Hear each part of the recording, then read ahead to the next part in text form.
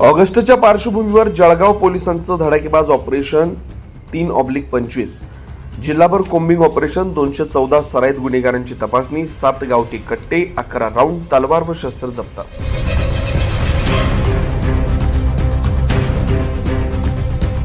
आगामी 15 ऑगस्ट स्वातंत्र्य दिनाच्या पार्श्वभूमीवर कायदा व सुव्यवस्था मजबूत ठेवण्यासाठी जळगाव पोलिसांनी प्रतिबंधात्मक कारवाई सुरू केली आहे. पोलीस अधीक्षक श्री श्रीकांत देवरे यांच्या मार्गदर्शनाखाली आज पहाटेपासून ऑपरेशन 3/25 अंतर्गत जिल्हाभर कोम्बिंग मोहीम राबवण्यात आली. यात शस्त्र कायद्याअंतर्गत गुन्हे दाखल असलेल्या 214 सराईत गुन्हेगारांची अचानक तपासणी करण्यात आली. या कारवाईत 7 गावठी कट्टे, 11 जिवंत राऊंड, 1 चाकू, 1 तलवार, 25 मोबाईल व 3 मोटरसायकली असा सुमारे 7,19,000 रुपयांचा मुद्देमाल जप्त करण्यात आला.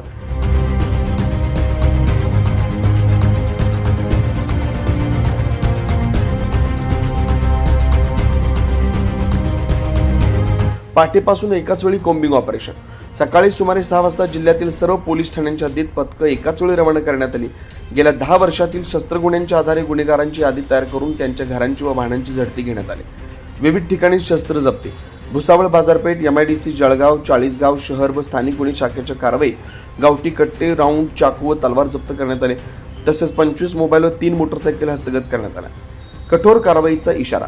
बेकायदेशीर शस्त्र बाळगणाऱ्यांवर कठोर कारवाईचे संकेत देत पोलिसांनी गुन्हेगारांवर सतत नजर ठेवण्याचे निर्देश दिलेत. स्वातंत्र्य दिनाच्या पार्श्वभूमीवर ही मोहीम पुढे सुरू राहणार असल्याचं स्पष्ट करण्यात आलं. वरिष्ठ अधिकाऱ्यांच्या मार्गदर्शनाखाली मोहीम ही कारवाई पोलीस अधीक्षक श्रीकांत देवरे, अप्पर पोलीस अधीक्षक संदीप गावित, अशोक नकातेव तसेच सर्व उपविभागीय अधिकारी, स्थानिक गुन्हे शाखेचे पोलीस निरीक्षक राहुल गायकवाड या पथकाने केले. स्वातंत्र्य दिन शांततेत पार पडावा यासाठी जळगाव पोलिसांच्या ऑपरेशन 3/25 अंतर्गत कारवाई सुरूच राहणार आहे.